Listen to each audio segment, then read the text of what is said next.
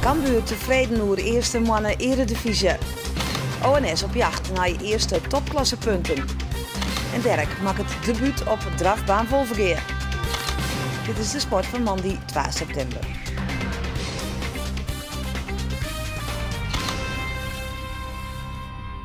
Goeien en welkom bij Boppenslag. In deze uitsturing ik nog omtinken voor Nathalie Matthijssen, de inwenster van Tjemerum, helle zilver op het EK gasbaan in de Sietspan, maar bedarre ik in het ziekenhuis na een crash. En in Haarlem wie dit weekend de autocross, ik daarvan een verslag. Maar eerst voetbal, want Sportclub Cambuur zwarge sneuntejoen voor een stunt troch PSV op 0-0 te houden. De club uit Eindhoven vierde het 100-jarig bestaan en woerde er graag een feestje van maatje. Maar daar stutsen de Leeuwters een stokje voor en er hier misschien nog wel meer in zitten voor de ploeg van Dwight Lodewegers. We hadden hem zelfs kunnen winnen. We hadden hem ook kunnen verliezen, maar we hadden hem ook nog kunnen winnen. Hartstikke mooi. 0-0 in Eindhoven. Op zo'n dag dat ze 100 jaar bestaan.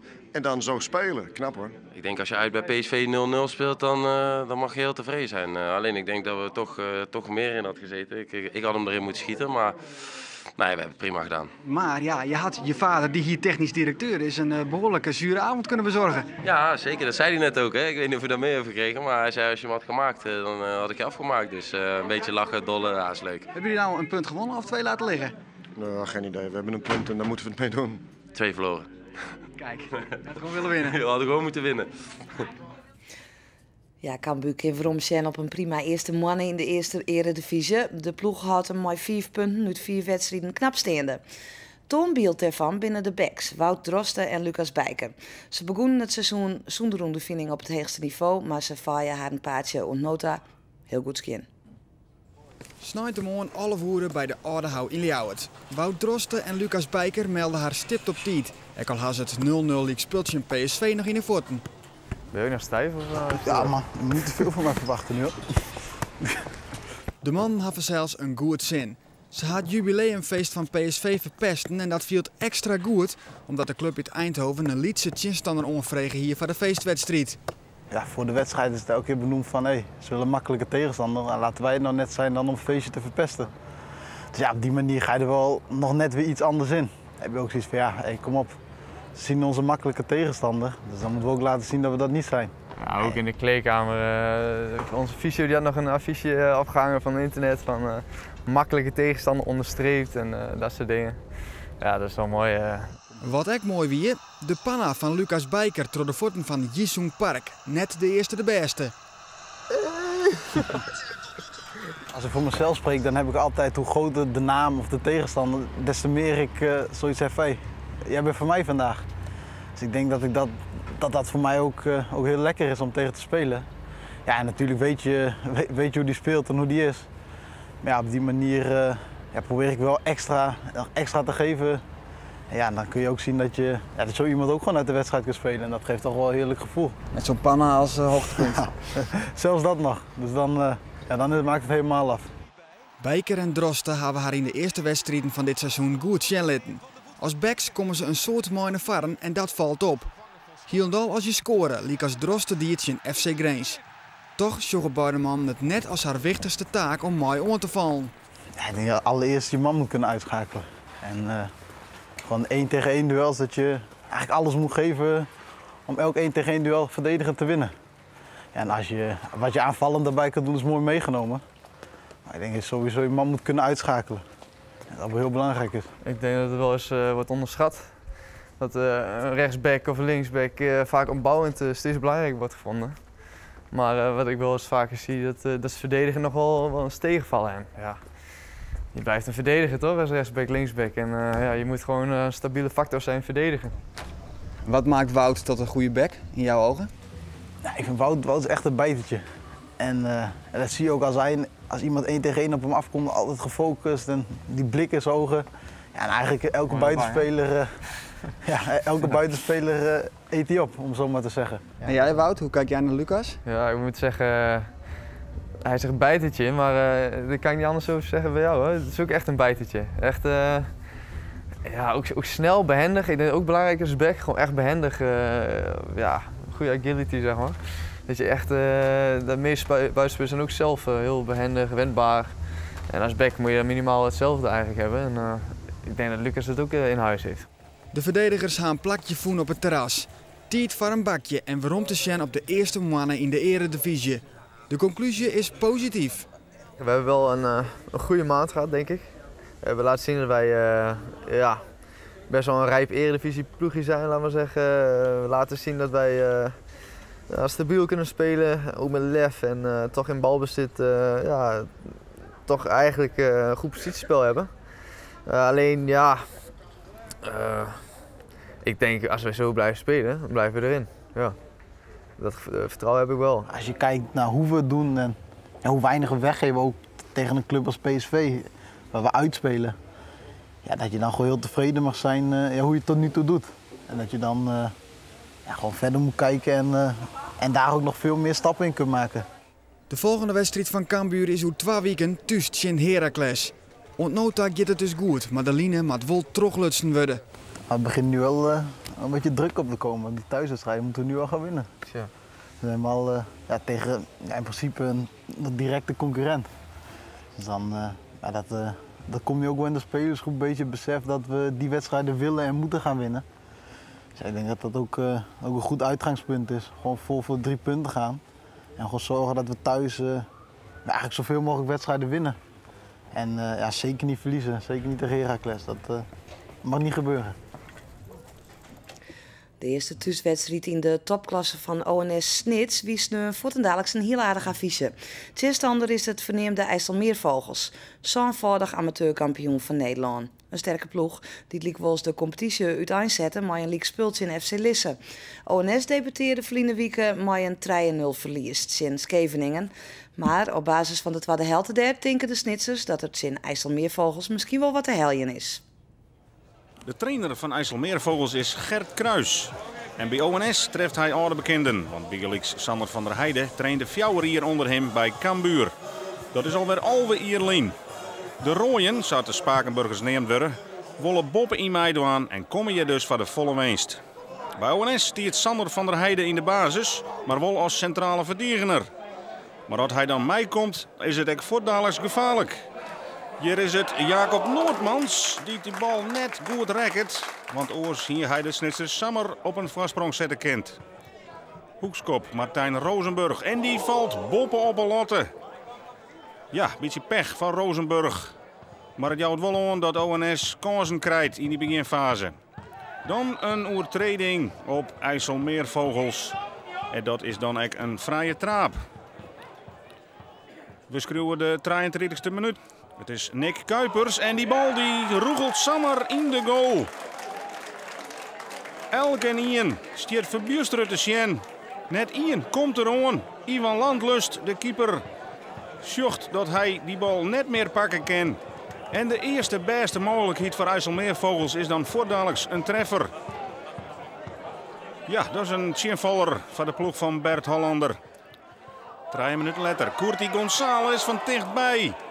En ook die weet de bal net in het net te krijgen.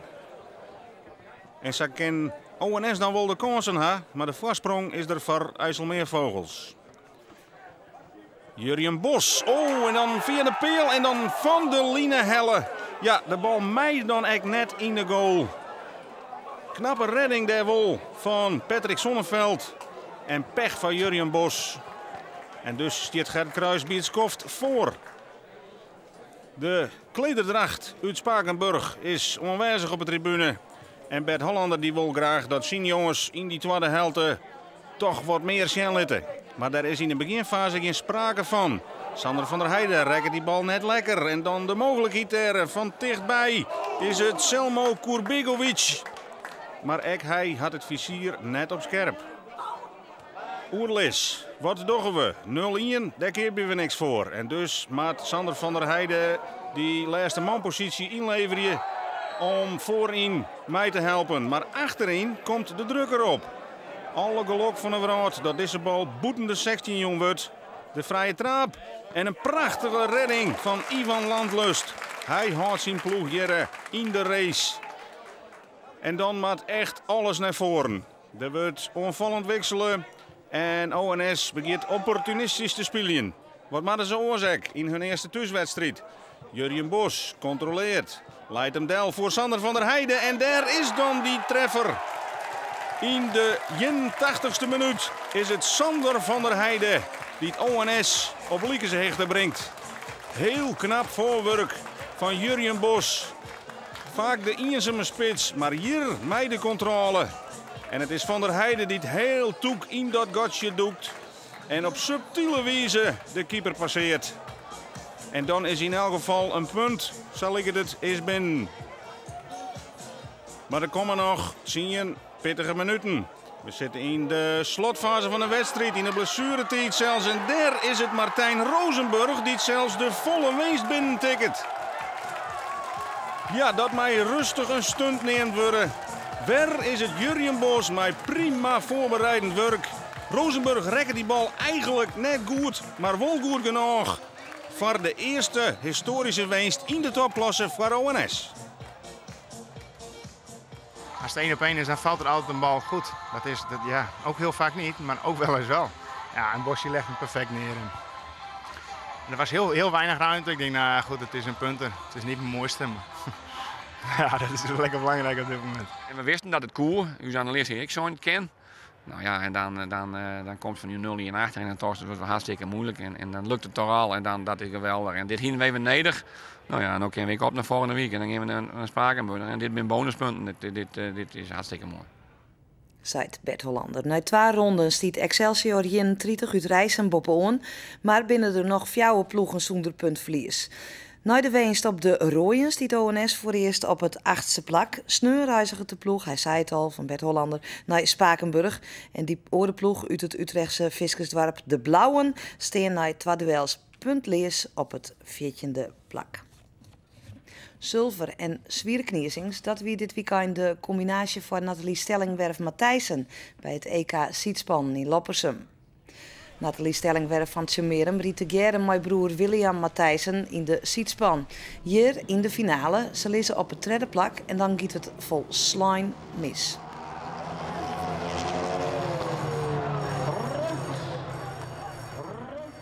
En dan is het een wonder dat het nog zo goed aanrint. Nathalie moet naar het ziekenhuis vervierd worden en daardoor blikken dat er neerstikken is. Wel had ze zwieren kniezing, zo aan het borst en het schouder. Broer William markeert neer. Zijn verhaal over het ongeluk. Wij kwamen als derde in de finale, zeg maar. Dus ja, dan sta je al op plek 3, dus eigenlijk te ver naar buiten. En we hadden een tactiek besproken om voor de eerste bocht om proberen om eronder door te gaan. Ja, de Duitser die binnen ons stond, die dacht precies hetzelfde, dus dat werkte niet. Dus dat was zwaar in de val. En ging de eerste Fransman voorbij, toen die Duitser voorbij, die tweede dag. En toen ging ik op de eerste aan. En ja, uitkombocht liep me daar ook al bij in. Dus ik gaf me een goede moed, zeg maar. Maar toen nog even achterin, toen kwam bij net even iets te dwars, denk ik. En toen kwam de Duitser, die kwam van binnenkant. En ja, die reed ons volwielde vol weg. Ja, en toen ging we aan de rol. Omdat de scheidsrechter besluiten dat de schuld net bij de Matthijssens lag, waard hadden toch nog het zilvertak kent. Die uitslag waard baseren op de terugkomst in de 3e ronde. Crispijn Ariens van Wolvergeer had sneu met oermacht de marathon op het WK Skileriën in het Belgische Oostende woen. Ariens maakte deel uit van een kopgroep van 5 die een lietse vastsprong pakte, maar nog 8 kilometer te gaan naaide Ariens uit en kwam solo uit de streek. En Manon Caminga had sneu een zilver pakt op de marathon. Ze moest enkel de Italiaanse Francesca Lollobrigida Fagier in Oostende. Caminga veroverde met haar 3e Nederlandse medaille van het toernooi. En beachvolleyballers Richard Schuil en Reinder Nummerdoor binden net in slagen de Nederlandse titel in Scheveningen te pakken. In de finale verleren tweetal juster van de wereldkampioen Alexander Brouwer en Robert Meeuwsen. Jeder maakt Schuil bekend dat er na 22 jaar ophoudt op het hoogste niveau, maar doch dat dus zonder nationale titel. En Mariska Kramer van Drachten had in Tilburg haar persoonlijke toptijd op de 10 kilometer maar een hele minuut verbeteren. Die stiet nou op 33 minuten en 56 seconden. In de internationale wedstrijd wie ze maar die tijd ook de beste Nederlandse atleten. Ze eindigen als 8e in de wedstrijd. Haast 2 jaar nadat de sportredactie van Omroep Friesland hem om hem bekommert, maakte Dirk Buitenzorg zijn debuut in een officiële koers. Het is een dream die uitkomt. Trainer Arend Tevreden zei verleden week al dat hij hege verwachtingen had van Dirk. Met nou hebben. Ja. Ja, maar jij zei verleden week, het is een lot uit de loterij. Maar ja, een lot is nog niks, hè? Nee, dat kan ik niet worden.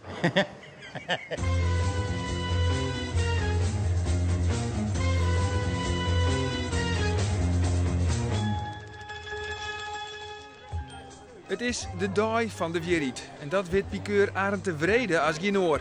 Dirk Buitenzorg zeel voor het eeg van de vrouw een officiële koers rinnen. En in zijn allereerste koers heeft hij gelijk naar de favorieten. Al zei dat nevens de vrede net zo volle. Ik ben allemaal hinders voor de eerste keer uit. Dus dat is, je kan er net zeggen van dat is hem of dat is hem. Het is allemaal hinders van weinig koerservaring en weinig winstsom. Dus dat gaat er ik in thuis. En wat kun je nou winnen dan? €700 voor de eerste. Ja, ik geloof €700 voor de winnaar. En hoe let is de huldiging? Vet naar de derde koers. Dat past wel in jouw schema? Ja, maar ik heb daarna niks meer. Dus ik heb alle tijd voor de huldiging. Een van de grootste concurrenten van Dirk Buitenzorg is deze Robin Bakker. Bakker is de meest succesvolle piqueur van Friesland, bij meer dan €10.000 om prijsgeld. Je hebt even koers 3 doorgenomen? Ja, ik heb natuurlijk een hoop beginnende paarden in. Maar goed, jij wint veel, jij wint vaak. Jij gaat ons feestje niet verstoren, hè? Nee, dat kan ik jou nog niet zeggen natuurlijk. Jij pakt de buitenbocht straks. Ik zal een oogje het zeil houden voor Dirk.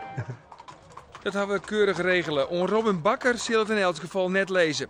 Een uur voor de koers gaat Dirk met alle orenhinders die in koers 3 in actie komen naar de baan voor de warming-up. En de vrede is dan nog vol vertrouwen. Maar dat wordt gauw minder, want Dirk begint te galopperen. En dat mooi net. En het is geen goed teken als Dirk net luisteren wil. Wat er nooit doet, het er nooit in bij mij.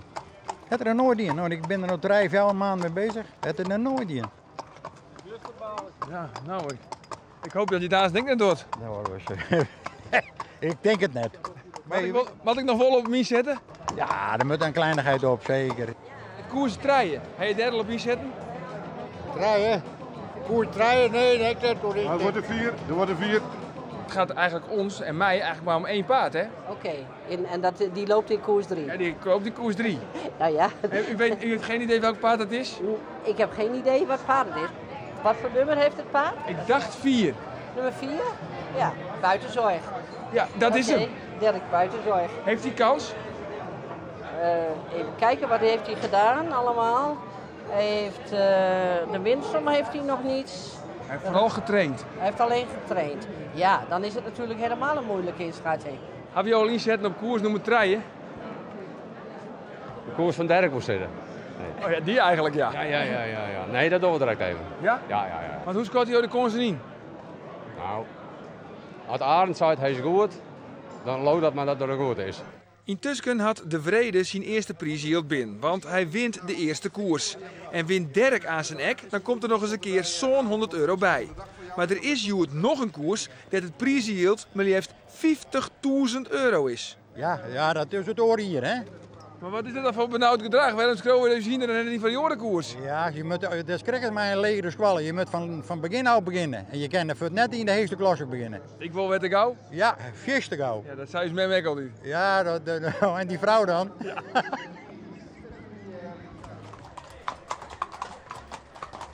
De laatste minuten hè, is het nou echt. Het is nou echt oortellen. Ja, het is nou even wachten dat het start over 10 minuten of 8 minuten, dan moeten we rennen. Ja. Nou, ik show jou weer de huldiging. Ik hoop het. Ik ben er vanuit. Ja, dat zal het zijn. Ik maak je met je zwargen. Nou, dat zoek ik al een beetje te aan. Nummer 4, dat is het nummer dat we in de gaten horen matten. Het nummer van Dirk Buitenzorg. We zitten correct voor de start van de tweede koers. En het gaat aan zijn hut. Je moet er heel goed opletten. De startwijn riet voorop. En waar zit Dirk? Dirk zit nog wat achterom. In het groen en in het geel. En dan ben ze los. Twee beginnen te galopperen en ook Dirk begint te galopperen. Krijgt dus bij de warming-up en harkje naar het commentaar van de jury. Uitgeschakeld nummer 8. Uitgeschakeld nummer 4. En 4, dat is het nummer van Dirk Buitenzorg. We zoeken er nog eens naar. Hier begint hij te fjouweren en dat mooi net. Het hier is een mooi west, maar de eerste koers van Dirk wordt exact 50 meter. En dat is net zo lang. Jip ontgoocheld. Zwier teleursteld. We binnen een ervaringsrijker en een illusie-ermer. Als ik nou €10 had ingezet op Dirk Buitenzorg ja. en hij had gewonnen, hoeveel had ik dan gekregen? Dat kan ik ook niet weten op dit moment, want ik weet dus niet wat er op internet wordt gespeeld. En ik weet dus maar niet ongeveer? Geen idee. Maar ja, het maakt ook niet uit, hè? Nee, hij heeft niet gewonnen. Nee, sterker nog, hij heeft het waardeloos gedaan. Ik heb niet gekeken. Dat is maar goed ook. Ik zou haast zeggen, dit was Brandhout. Goedenavond. Nee, je bent zo negatief dan in één keer. Je moet er net zo. Het zijn beesten. Het is geen auto. Je hebt wat dat betreft, moet je me nog een hoop leren. Ja, hè? Ja, een hoop. En Dirk, wat vond hij van zijn eigen optreden? Ik bij hem, stien de tren in de eigen. Ik zei ze altijd, hak je nooit, het komt goed. Nou sneun komt Dirk op een nij in actie in een officiële wedstrijd op Wolvergeer in de Grutte Unitrot-prijs. Dit hier is het 50 jaar geleden dat de eerste autocross in Haarlem houden was. De organisatie wilde daarom maar eens grut uitpakken. Op vreet en optocht van de oudste crossauto's en sneun de races. In de stockcar-klasse was zelfs een Europees kampioenschap verrieden.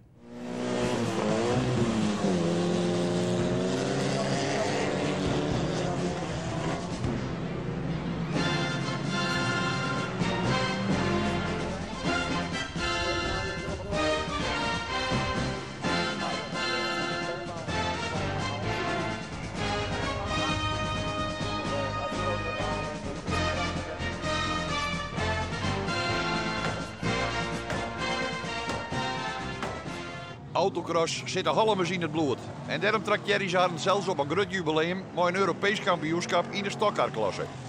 Hoewel als wij de deelnemers lees besjoggen, is er geen enkele boetelander op de fin. Wils de Engelsken groot binnen in deze sport. De regeljouwing in Engeland die let het net af van de rijders om je te rijden als daar een wedstrijd is. In het Fries kampioenschapseizoen je ook hier te kunnen letten. Alleen nog 4 jaar hierom is er ook deze wedstrijd verrieden. Net bij ons hier, maar in Stannenprachi. En die beker die wieder. Nou ja, dan mag je nog een plaatsje doen, een feestvolle drukte. Dus we zijn we hard maar zo. Dus zie je wij de kans hebben op voor de Europese titel. En komen uit bij de Nederlands kampioen, wie het giet er maar uitgaast. Het gaat om de A-finale, hè, €1000 te pakken. Het best Nederlands kampioen, dus dan heeft je wat te verdedigen. Ja, ik zie me bij al lang goed wel, maar ja, je hebt geluk mooi ik wat hè. Maar ja, op zich is er door de snelheid zitten we aardig in, dus we zullen wel goed komen. Wie het is de eerste maas uitvallen en wat zonde in de tweede maas. Nou moeten de punten gepakt worden om de A-finale te herinneren. En het gaat fantastisch. Hij pakt de ene concurrent naar de oren. Ziet de gatjes op en zet zijn stokkaart ertussen. Van het 24e startplak al loopt hij nu al op het 4e plak. Maar dan slacht het Nederland in 81. De gong is eruit en het hele veld stoot hem voorbij. Dit moet wel mechanisch geper worden. Is